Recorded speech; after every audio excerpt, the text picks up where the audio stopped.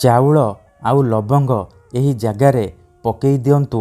Guarantee ଦେଉଛି ସୁନ୍ଦରୀରୁ ସୁନ୍ଦରୀ ବିବାହିତା ନାରୀ ତୁମକୁ ଫୋନ୍ କରିବ, ହାତ ଧରିକି ଘରକୁ ଡାକିବ, ଯାହା ଚାହିଁବେ ତାହା କରିବ।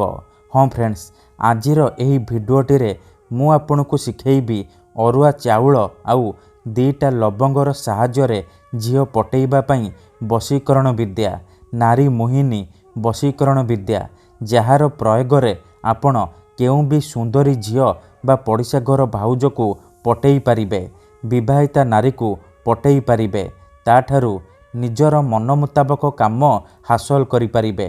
ହଁ ଫ୍ରେଣ୍ଡସ୍, ଏହି ବଶୀକରଣ ଆପଣଙ୍କୁ ସହଜ ଲାଗିବ, କିନ୍ତୁ ଇଏ ଦୁନିଆର ସବୁଠାରୁ ଶକ୍ତିଶାଳୀ ବଶୀକରଣ।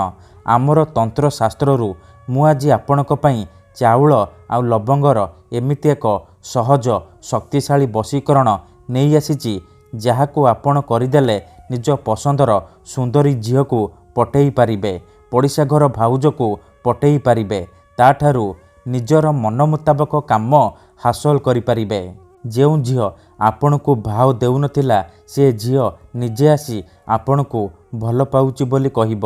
ଯେଉଁ ବିବାହିତା ନାରୀ ବା ସୁନ୍ଦରୀ ଭାଉଜକୁ ଆପଣ ରାତିଦିନ ଭାବୁଛନ୍ତି, ତାର ସୁନ୍ଦରତାକୁ ଦେଖି ତା ଆଡ଼କୁ ଆକର୍ଷିତ ହେଉଛନ୍ତି, ସେ ନାରୀ ବା ଭାଉଜ ନିଜେ ଫୋନ୍ କରିବ, ହାତ ଧରିକି ଘରକୁ ଡାକିବ, ଯାହା ଚାହିଁବେ ତାହା କରିବ, ଆପଣଙ୍କର ସବୁ ଇଚ୍ଛା ପୂରଣ କରିବ।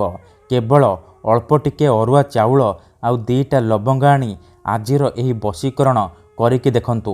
ହଁ ଫ୍ରେଣ୍ଡସ୍, ଆପଣ ସମସ୍ତେ ମନେ ମନେ କେଉଁ ନା କେଉଁ ଝିଅ ବା ବିବାହିତା ନାରୀକୁ ଭଲ ପାଉଥିବେ, କିନ୍ତୁ ଯେତେ ଚେଷ୍ଟା କଲେ ମଧ୍ୟ ତାକୁ ପଟେଇ ପାରୁନାହାନ୍ତି, ତାକୁ ନିଜର ମନ କଥା କହିବାକୁ ଡରୁଛନ୍ତି।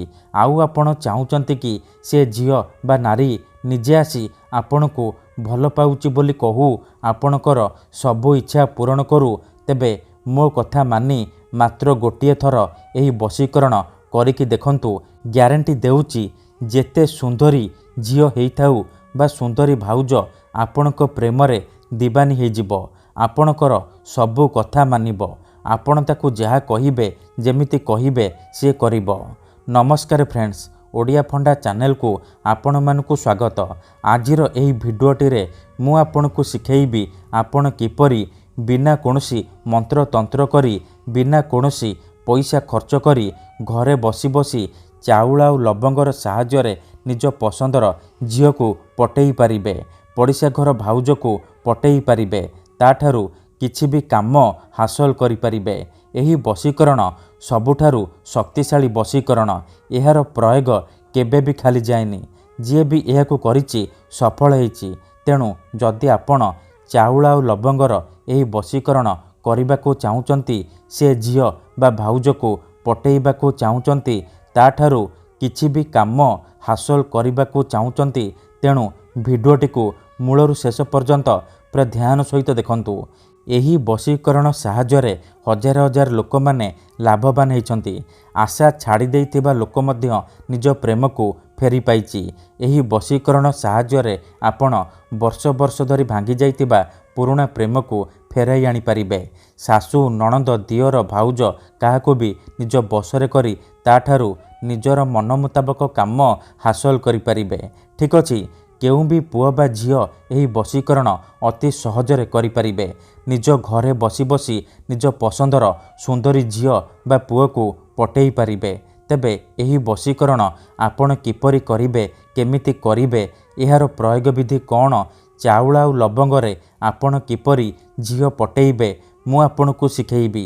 ସମ୍ପୂର୍ଣ୍ଣ ପ୍ରୟୋଗ ବିଧି ଠିକ୍ ଭାବରେ ଶିଖେଇବି। ଜାଣିବା ପାଇଁ ଭିଡ଼ିଓଟିକୁ ମୂଳରୁ ଶେଷ ପର୍ଯ୍ୟନ୍ତ ପୁରା ଧ୍ୟାନ ସହିତ ଦେଖନ୍ତୁ। ଅଧାରୁ ଛାଡ଼ିକି ପଳେଇଲେ କିମ୍ବା କାଟି କାଟି ଦେଖିଲେ ଆପଣ କିଛି ବି ବୁଝିପାରିବେନି।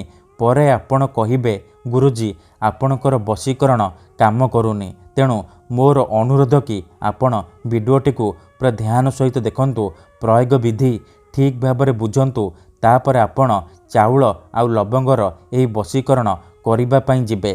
ଠିକ୍ ଅଛି, ଦେଖନ୍ତୁ, ଯେଉଁପରି ଆପଣ ଭଗବାନଙ୍କୁ ମାନୁଛନ୍ତି, ଭଗବାନଙ୍କ ଉପରେ ବିଶ୍ୱାସ ରଖିଛନ୍ତି, ନିଜର ସବୁ ଦୁଃଖ କଷ୍ଟ ଅସୁବିଧା ଭଗବାନଙ୍କୁ ଜଣାଉଛନ୍ତି, ଯଦି ସେ ଅସୁବିଧାର ସମାଧାନ ନ ହେଲା ତାହାର ମାନେ ନୁହେଁ କି ଭଗବାନ ନାହାନ୍ତି। ସେହିପରି ମନ୍ତ୍ରତନ୍ତ୍ର ହୁଏ, ବଶୀକରଣ କାମ କରେ, କିନ୍ତୁ ଏହାକୁ ଆପଣଙ୍କୁ ସିଦ୍ଧ କରିବାକୁ ପଡ଼ିବ। ପ୍ରୟୋଗ ବିଧି ଠିକ୍ ଭାବରେ କରିବାକୁ ପଡ଼ିବ। ମୁଁ ଆପଣଙ୍କୁ ଯେମିତି ଶିଖେଇବି ଆପଣଙ୍କୁ ଠିକ୍ ସେହିପରି କରିବାକୁ ପଡ଼ିବ। ତେବେ ଯାଇ ମୁଁ ଆପଣଙ୍କୁ ଗ୍ୟାରେଣ୍ଟି ଦେଉଛି ଆପଣ ଯାହାକୁ ଚାହିଁବେ ତାକୁ ନିଜ ବଶରେ କରିପାରିବେ, ପଟେଇ ପାରିବେ। ପଡ଼ିଶା ଘର ଭାଉଜକୁ ପଟେଇ ପାରିବେ, ତାଠାରୁ ନିଜର ମନ ଚାହୁଁଥିବା କାମ ହାସଲ କରିପାରିବେ। ତେଣୁ ଭିଡ଼ିଓଟିକୁ ପ୍ରଥମେ ଧ୍ୟାନ ସହିତ ମୂଳରୁ ଶେଷ ପର୍ଯ୍ୟନ୍ତ ଦେଖନ୍ତୁ, ପ୍ରୟୋଗ ବିଧି ଠିକ୍ ଭାବରେ ବୁଝନ୍ତୁ। ତାପରେ ଆପଣ ଚାଉଳ ଆଉ ଲବଙ୍ଗର ଏହି ବଶୀକରଣ କରିବା ପାଇଁ ଯିବେ। ଠିକ୍ ଅଛି।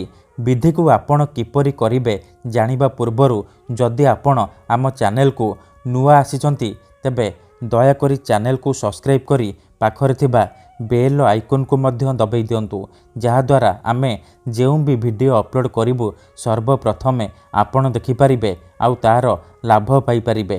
ତେବେ ଚାଲନ୍ତୁ ଜାଣିବା ଏହି ବଶୀକରଣ ଆପଣ କିପରି କରିବେ। ମନେ ରଖନ୍ତୁ, ଏହି ବଶୀକରଣ ବିଧିକୁ ଆପଣ କେବଳ ମଙ୍ଗଳବାର କିମ୍ବା ଶନିବାର ଦିନ କରିପାରିବେ। ରାତିରେ ଶୋଇବା ପୂର୍ବରୁ କରିବେ। ବିଧିକୁ କରିବା ପୂର୍ବରୁ ଭଲ ଭାବରେ ହାତ ଗୋଡ଼ ଧୋଇକି ଆପଣ ଏହି ବଶୀକରଣ ଆରମ୍ଭ କରିବେ। ଠିକ୍ ଅଛି।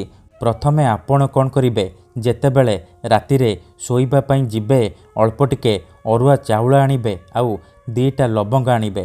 ତାପରେ ନାଲି ରଙ୍ଗର ଆସନ ପକେଇକି ଦକ୍ଷିଣ ଦିଗକୁ ମୁହଁ କରିକି ବସି ପଡ଼ିବେ, ଯେଉଁଠାରେ ଆପଣଙ୍କୁ କେହି ଦେଖିବେନି କିମ୍ବା ଡାକିବେନି। ତାପରେ ଚାଉଳ ଆଉ ଲବଙ୍ଗ ଯେଉଁ ଆଣିଛନ୍ତି ସେ ଚାଉଳ ଆଉ ଲବଙ୍ଗକୁ ହାତରେ ମିଶାଇବେ, ଡାହାଣ ହାତରେ ମିଶାଇବେ।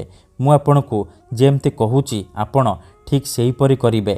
କିଛି ବି ଭୁଲ ଭାଲ କରିବେନି, ନହେଲେ ଆପଣଙ୍କର ବଶୀକରଣ କାମ କରିବନି। ପରେ ଆପଣ କହିବେ ଗୁରୁଜୀ ଆପଣଙ୍କର ବଶୀକରଣ କାମ କରୁନି। ଦେଖନ୍ତୁ, ଚାଉଳ ଆଉ ଲବଙ୍ଗ ଡାହାଣ ହାତରେ ମିଶାଇବେ। ମିଶାଇବା ସମୟରେ ସେଇ ଝିଅ ବା ନାରୀକୁ ମନେ ମନେ ଭାବୁଥିବେ, ତାର ମୁହଁକୁ ନିଜ ମନରେ ଭାବୁଥିବେ। ତାପରେ ମୁଁ ଆପଣଙ୍କୁ ଗୋଟିଏ ବଶୀକରଣ ମନ୍ତ୍ର କହୁଛି, ଏହି ମନ୍ତ୍ରକୁ ଆପଣ 21 ଥର ପଢ଼ିବେ। ମନ୍ତ୍ରଟି ଧ୍ୟାନ ସହିତ ଶୁଣନ୍ତୁ। ଚାଉଳ ଆଉ ଲବଙ୍ଗ ମିଶାଇବା ସମୟରେ ମନ୍ତ୍ରକୁ 21 ଥର ପଢ଼ିବେ। ଓମ୍ ନମଃ କାମାକ୍ଷା ଦେବୀ ଆମୁକଂ ମେ ବଶ୍ୟମ୍ କୁରୁ କୁରୁ ଫଟ୍ ସ୍ୱାହା। ଓମ୍ ନମଃ କାମାକ୍ଷା ଦେବୀ ଆମୁକଂ ମେ ବଶ୍ୟମ୍ କୁରୁ କୁରୁ ଫଟ୍ ସ୍ୱାହା। ଏହିପରି ମନ୍ତ୍ରକୁ ଆପଣ 21 ଥର ପଢ଼ିବେ। ଆମୁକଂ ଜାଗାରେ ଆପଣ ସେଇ ଝିଅ ବା ନାରୀର ନାମ କହିବେ ଯାହାକୁ ଆପଣ ବଶରେ କରିବାକୁ ଚାହୁଁଛନ୍ତି। 21 ଥର ମନ୍ତ୍ର ପଢ଼ି ସାରିବା ପରେ କ'ଣ କରିବେ, ସେ ଚାଉଳ ଆଉ ଲବଙ୍ଗରେ 3 ଥର ଫୁଙ୍କି ଦେବେ। ଏତିକି କରିସାରିବା ପରେ ଆପଣ କ'ଣ କରିବେ, ସେ ଚାଉଳ ଆଉ ଲବଙ୍ଗ ଖଣ୍ଡେ ସାଧା କାଗଜରେ ମୋଡ଼ିକି ତକିଆ ତଳେ ରଖିକି ଶୋଇପଡ଼ିବେ। ସକାଳୁ ଉଠିବା ମାତ୍ରେ କ'ଣ କରିବେ, ବାସି ମୁହଁରେ ବିନା ହାତ ଗୋଡ଼ ଧୋଇକି ଆପଣ ବାସି ମୁହଁରେ ସେ ଚାଉଳ ଆଉ ଲବଙ୍ଗକୁ ନେଇକି ସେଇ ଝିଅ ବା ନାରୀର ଘର ସାମ୍ନାରେ ପକେଇ ଦେବେ ଯାହାକୁ ଆପଣ ବଶରେ କରିବାକୁ ଚାହୁଁଛନ୍ତି। ଗ୍ୟାରେଣ୍ଟି ଦେଉଛି ମାତ୍ର 10 ମିନିଟ୍ରେ ପ୍ରଭାବ ପଡ଼ିବା ଆରମ୍ଭ ହୋଇଯିବ। ସେ ଝିଅ ହେଉ ବା ପଡ଼ିଶା ଘର ଭାଉଜ ଆପଣଙ୍କ ଆଡ଼କୁ ଆକର୍ଷିତ ହେବାକୁ ଲାଗିବ। ଧନ୍ୟବାଦ।